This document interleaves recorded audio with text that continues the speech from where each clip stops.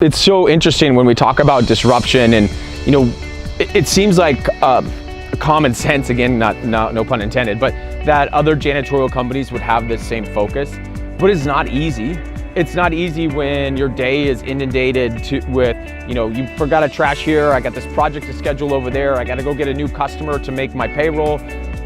Most janitorial companies just get distracted by the noise.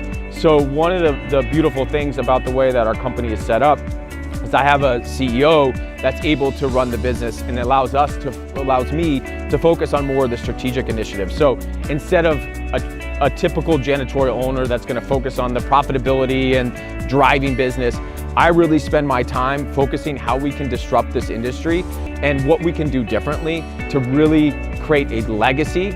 If you ask me, why am I in this business? It's create a legacy, not for me, but for my children. I have 4 kids.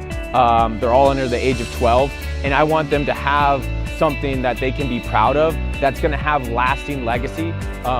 When we're talking about a commoditized business, I can't leave them a commodity to run. I want them to have something that has values, something that has guiding principles.